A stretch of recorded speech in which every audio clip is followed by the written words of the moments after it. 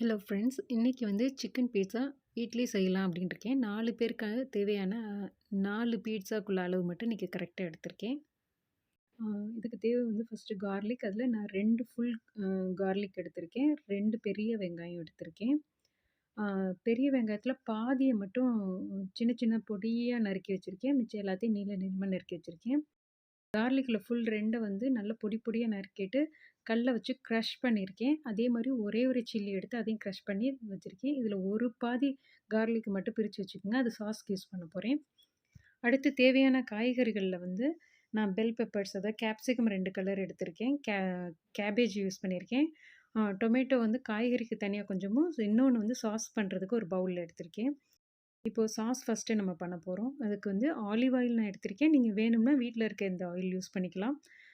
இப்போ வந்து க்ரஷ்டு அந்த கார்லிக் மட்டும் உள்ளத வந்து இதில போட்டு வதக்குறேன். அது நல்லா வதங்குனதுக்கப்புறம், அந்த வெங்காயம் நம்ம வந்து ஆனியன் நான் 2 பெரிய வெங்காயத்தில வந்து ஒரு பாதி வெங்காயத்த மட்டும் தனியா சின்ன சின்னமா நறுக்கி வச்சிருக்கோம் இல்லையா? அத ஃபர்ஸ்ட்டு இதில போட்டு வதக்கிக்கிறேன்.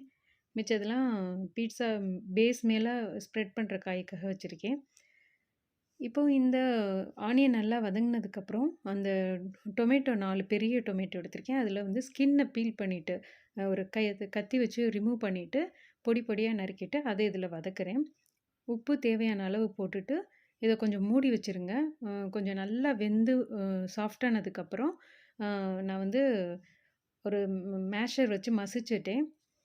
இப்போ சைட்ல வந்து ஏற்கனவே 1 ஹவர் பிஃபோரே இது ரெடி பண்ணிட்டேன். சிக்கன்ல வந்து கர்ட் போட்டு, சிக்கன் மசாலா, பிரியாணி மசாலா இது எல்லாத்தையும் போட்டு பெசஞ்சுட்டு, கொஞ்சம் சாஸும் ஊத்தி பெசஞ்சு வச்சிருக்கேன் சைட்ல. வேணும்னா மஸ்டர்ட் சாஸ் இருந்தா போட்டுக்கோங்க. அது ஒரு டேஸ்ட் இருக்கும். இல்லைனாலும் பரவால்ல. இப்போ வந்து அ நல்லா வெந்ததுக்கப்புறம் இத மசிச்சுட்டேன். இந்த தக்காளி சாஸ் ரெடி ஆகிட்டு இருக்கத, இப்போ வந்து சூடா இருக்கையிலே மசிச்சுக்கிட்டு இருக்கேன். அடுப்புல தான் இருக்கு. இப்போ ஏற்கனவே காய்கறி கட் பண்ணி வச்சதில கொஞ்சம் மட்டும் எடுத்திருக்கேன். கேப்சிகம்ஸ் கொஞ்சம் அதில இந்த ஃப்ளேவருக்காக போட்டிருக்கேன். கேபேஜ் கொஞ்சம் போட்டிருக்கேன். இது ஏற்கனவே எனக்கு டயட்டுக்காக நான் கொஞ்சம் கேபேஜ் வேக வச்சிருந்தேன் பொடியா நறுக்கிட்டு. அத வந்து இதிலேயே சேர்த்துக்கிட்டேன். ஏன்னா காய்கறி நெறைய சேர்த்தா நல்லாயிருக்கும். அதேபோல அ வீட்ல செய்ற சில்லி பேஸ்ட் இருக்கு இல்லையா? அதாவது சில்லி சட்னி நம்ம மொளகா சட்னி பண்ணுவோம் பேஸ்ட்டு. அந்த பேஸ்ட்டு இதில கொஞ்சம் சேர்த்துருக்கேன். சேர்த்துட்டு தண்ணி ஊத்தி இத கொஞ்சம் நல்லா கிளறி விட்டு வேக வச்சிரணும். அ இது நல்லா வெந்ததுக்கப்புறம், அ காஷ்மீரி சில்லி கலருக்காக போட்டிருக்கேன். பட்டர் கொஞ்சம் போட்டுக்கங்க. வினிகர் வந்து கொஞ்சம் ஊத்திக்கங்க. சாஸ் டொமேட்டோ சாஸ் வீட்ல இருந்துச்சுன்னா, அது கொஞ்சம் ஊத்திக்கங்க. ஸோ வினிகர் கொஞ்சம் போட்டுக்கங்க. இது எல்லாம் சேர்ந்து ஒரு ஃப்ளேவர் குடுக்கும். இப்ப நல்லா கிளறி விட்டு எண்ணெய் வெளியில வர்ற மாரி இருக்கிற பதத்தில இறக்கிருங்க. சாஸ் நமக்கு ரெடி ஆயிடுச்சு. அடுத்து வந்து ஏற்கனவே மேரினேட் பண்ணியிருக்க அந்த சிக்கன வந்து எண்ணெயில வந்து வறுத்தெடுக்க போறேன்.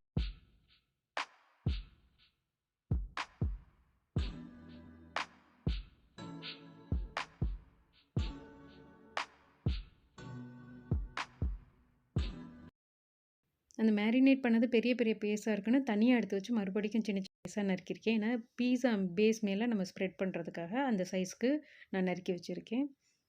இது ஓரளவு பாதி வெந்துக்கிட்டு இருக்கையிலேயே, அந்த மிச்சம் இருக்கிற சில்லி பேஸ்ட்டையும் இதில போட்டுட்டேன். போட்டு அத வதக்கிட்டு, கொஞ்சம் வெங்காயம் நறுக்குனதுலேருந்து எடுத்து போட்டிருக்கேன். இது 2 சேர்ந்து ஒரு ஃப்ளேவரா இருக்கும் அப்படின்னு சொல்லிட்டு, ஒரு மாரி தந்தூரி ஃப்ளேவர் மாரி வந்தது. ஸோ, இப்ப எல்லா சிக்கனையும் வறுத்தத எடுத்து நான் வைக்கிறேன். இப்ப சிக்கன் நமக்கு ரெடி ஆயிடுச்சு.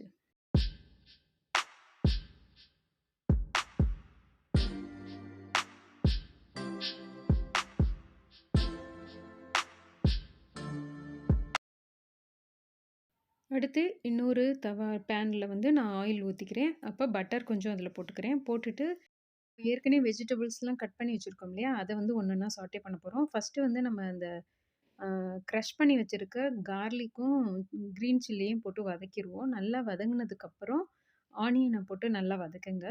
ஆனியன் நல்லா வதங்குனதுக்கப்புறம், மிச்சம் இருக்கிற எல்லா காய்கறியும் ஒரு சும்மா லைட்டா ஒரு சாட்டே பண்ணிக்கங்க.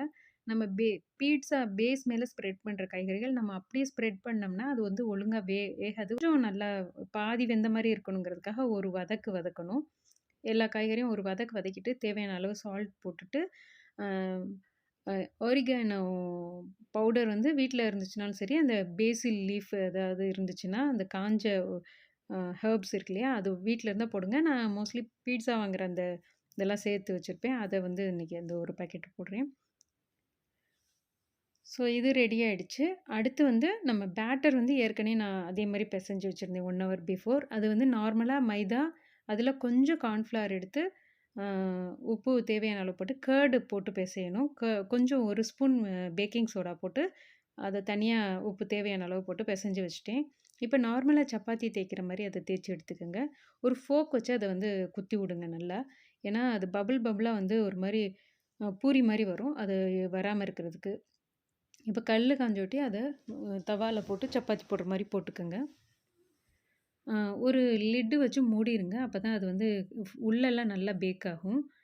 அ நல்லா வெந்ததுக்கப்புறம் இன்னொரு சைடு லைட்டா வெந்ததுக்கப்புறம் இன்னொரு சைடு திருப்பி விடுங்க அத. இப்ப இந்த திருப்புன சைடு வந்து நீங்க ஒரு பட்டர் எடுத்து தடவிக்கங்க 2 சைடும். இப்ப பட்டர் தடவணும். கொஞ்சம் லைட்டா வெந்ததுக்கப்புறம்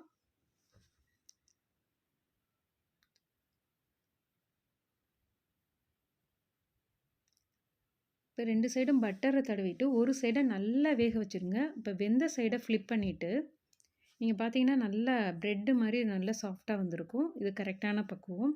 இப்ப இன்னொரு பக்கம் திருப்புனது ரெடி ஆகுறதுக்குள்ளேயும் நம்ம என்ன பண்றோம், சிம்ல வச்சுக்கோங்க அடுப்ப. ஹீட் பண்ணி வச்சிருக்க சாஸ வந்து அது மேல ஸ்ப்ரெட் பண்ணுங்க. அதுக்கப்புறம் நான் வெஜிடபிள்ஸ வந்து அது மேல ஸ்ப்ரெட் பண்ணி விடுறேன். அதுக்கப்புறம் சிக்கன் ஸ்ப்ரெட் பண்ணுங்க. அப்படி ஆர்டரா பண்ணிட்டே வாங்க. ஸோ ஃபைனலி சீஸ் அது மேல ஸ்ப்ரெட் பண்ணிட்டு, லிட் வச்சு சிம்ல அடுப்ப வச்சுட்டு க்ளோஸ் பண்ணுங்க. ஒரு 5 மினிட்ஸ் ஒரு 2 மினிட்ஸ்ல வந்து அந்த சீஸ் நல்லா மெல்ட் ஆயி வந்ததுக்கப்புறம் எடுக்கலாம். சப்போஸ் உங்களுக்கு தவால வந்து ஒழுங்கா மெல்ட் ஆக மாட்டேங்குது அப்படின்னு நீங்க நெனச்சீங்கன்னா, இட்லி பாத்திரத்தில தண்ணி ஊத்தி எப்பவும் போல இட்லி வைக்கிற மாரி வச்சுக்கோங்க. அதில வந்து ஒரு தட்டு வச்சு, அதுக்குள்ள நீங்க வச்சுட்டீங்கன்னா, இதில பார்த்தீங்கன்னா, கீழ இப்ப நல்லா பேஸ் வெந்திருக்கு. நான் வந்து சப்போஸ் உங்களுக்கு இன்னும் நல்லா மெல்ட் ஆகணும்னா, ஒரு தட்டு வச்சு இட்லி பாத்திரத்தில வச்சு ஒரு 1 நிமிஷமோ, 2 நிமிஷமோ வச்சீங்கன்னா, நல்லா மெல்ட் ஆயிடும். ஸோ சாப்பிடுறதுக்கு கரெக்ட்டா இருக்கும். அப்படியே பேஸ் நல்லா கிரிஸ்பியா, கிரன்ச்சியா ஒரு நல்ல தின் க்ரஸ்ட்டா இருந்தது. உங்களுக்கு சாப்பிடுறதுக்கும் ரொம்ப நல்லாயிருக்கும். பசங்க எல்லாருமே லைக் பண்ணி சாப்பிடுவாங்க. 4 பேருக்கு கரெக்ட்டா 4 பீஸா பண்ணியிருக்கோம். அ எல்லாமே கரெக்ட்டா தீர்ந்துருந்துச்சு. எதுவுமே மிச்சம் இல்ல. ஸோ கடையில ரூ. 2,500 குடுத்து வாங்குறது வந்து வெறும் ரூ. 250ல முடிச்சாச்சு. எல்லாரும் ரொம்ப ஹேப்பியா, சாட்டிஸ்ஃபைடா இன்னைக்கு சாப்பிட்டாங்க. புடிச்சிருந்தா லைக் பண்ணுங்க, சப்ஸ்கிரைப் பண்ணுங்க. Thank you friends.